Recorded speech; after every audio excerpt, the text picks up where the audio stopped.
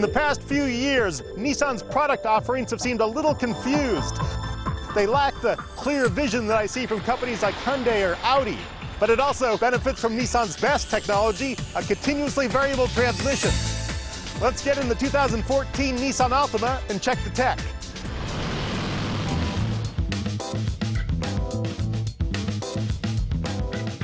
Now here in the cabin is what I was talking about, the continuously variable transmission.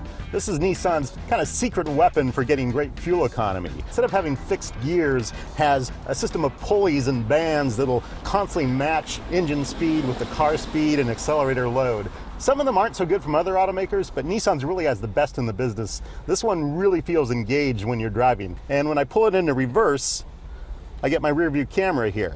And it's got trajectory lines so I can turn the wheel and I can see which way I'll be backing. That's really helpful. Now this is a 7-inch touchscreen here. This is part of the infotainment unit. You know, Nissan hasn't really had a very consistent vision as far as technology goes, and this really kind of looks like almost an off-the-shelf unit from a supplier.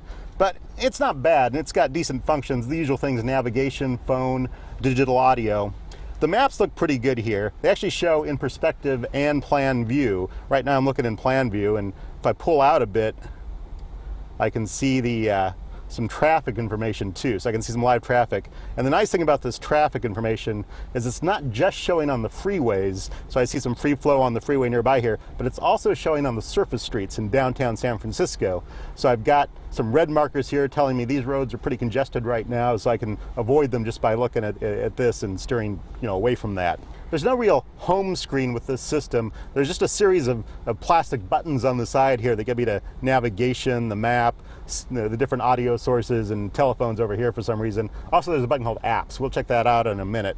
If I hit this navigation button, I get my destination options here. So I've got street address, points of interest, the usual things. One thing I'm not really crazy about this system here is that sometimes you have to hit the button really precisely in the middle. It doesn't really react that well, and it can be frustrating if you're driving along and trying to hit something and it keeps on not quite getting it right. I wish they'd kind of expand the touch area of these buttons. Now, along with these destination options, the Altima has also got some connected features, which is pretty nice. It's got Google Online Search. To get that, I actually have to have the Nissan Connect app installed on my phone, which I do. There's also a version for Android. With the iPhone, I have to have it cabled up here. With the Android, you can probably do that with just Bluetooth. We've got 3 functions right now. Nissan can probably add some more in the future, but right now it's got iHeartRadio. I've also got some Facebook integration, and I've got Google Online Search. So really, that Google Online Search should be part of this navigation interface, but it's not really well integrated, so I have to go to this Apps button. I push that, I get some Sirius traffic, Sirius Travel Link, which has fuel prices, movie time, stuff like that. Then I press the My Apps button, and I get another button for online search. Now I can go in there. It's a lot of button presses, by the way. And it takes a little while to come up because it's got to make a connection through your phone to the internet. And now I get these options for just a free-form search, voice search, which we'll try that out right now. CNET, just a keyword, just an easy keyword. Now it's searching, and I actually found it right away. I found it pretty quick, and I can just say start navigation, and here I go.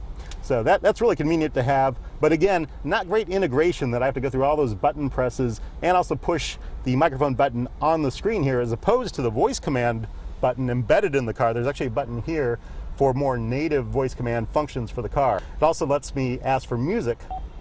Play artist, new order. Playing artist, new order. Now, because I have my iPhone hooked up to the car here, if I do USB drive, it should work the same. I can just say an artist name, play that artist, it comes up right away. So now in this iPod screen here, I've actually got, of course, menu options to choose artists' albums on the screen here, you know, or like I showed, voice command. I've got other audio sources here. I've got satellite radio, of course. I've got FM, AM. I don't have HD radio in this car, just regular FM, AM. Still got a CD player. And this is kind of silly. They just have an aux button, and this will actually cycle through the different digital options I've got here. So it goes through iPod, Bluetooth audio, and an aux input as well. All this music plays through, in this car, a Bose audio system. It's a 9-speaker system. We've got a center channel up here, but no subwoofer, and that's kind of a shame. A subwoofer would have added some more depth and richness to the music. I find the system produces a pretty distinct sound. I can hear all the instruments and vocals with a good amount of clarity, but I have noticed a little bit of fuzz in the mid-range, just on the very edge. It's a little disturbing, and the bass isn't particularly strong. Again, subwoofer would have been nice. On this center screen here in the instrument cluster, I can also go through a lot of my information sources, audio sources. I can of course see fuel economy, but I can also see phone, navigation, and all that good kind of stuff. Now the Altima's engine here is kind of boring. It's a 2.5 liter 4-cylinder aluminum block, and this one doesn't even use direct injection like a lot of the other automakers have. This just has port injection. It makes 180 horsepower, 182 pound-feet of torque. Those are actually pretty good numbers and pretty comparable to the other direct injection cars. Nissan gets those kinds of numbers because of their variable valve timing. They're pretty good at that kind of stuff. So this is actually ends up being a pretty efficient engine, even without some of the modern technologies like direct injection. Fuel economy numbers for the Altima are 27 miles per gallon city, 38 miles per gallon highway. Now those are really high, and that's mostly due to the continuously variable transmission. And if I'm just cruising along here at 25, then I slam the accelerator, it picks up pretty fast, and it really just is a very smooth, linear acceleration. That's the beauty of the CVT. It does just a really fine job in most circumstances, just about any driving circumstances, of matching the engine speed and the vehicle speed and what the driver wants. The suspension tuning is kind of funky. I found with the Nissan Sentra too, the dampers are tuned pretty soft, and so you feel a bit of sway in the corners. But to help the handling out, they've also got this thing called active understeer control. This is basically what's called corner braking. It applies a little bit of brakes to the inside front wheel, and that helps the car come around the corner a little sharper.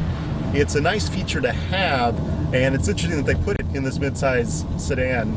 I always feel like Nissan's got different engineers kind of working on different things. The suspension guys wanted a softer ride, so they softened those dampers, but then the handling guys put in that corner control, that corner braking to make it a little more of a sporty car. It's a weird mix. Base price for a 2014 Nissan Altima is $22,110. This SL trim is $27,860. Well, that gets a lot of nice convenience features, USB port, all that good stuff. The navigation system comes in as part of a technology package. That's $1,090. That also includes some of those driver assistance features like lane departure warning and blind spot monitoring. Nissan also forces you to take the moonroof option with the technology package. There's no good reason why they do that, but that puts the total price of this 2014 Nissan Altima with destination up at $30,260. There are a lot of good options in the midsize sedan segment, and the Nissan Altima doesn't really measure up price by price compared to some of the other ones from Ford or Chevy or even Toyota. It's got some good features here, but it's not all really consistent. And so I really like the offerings from some of the other manufacturers better.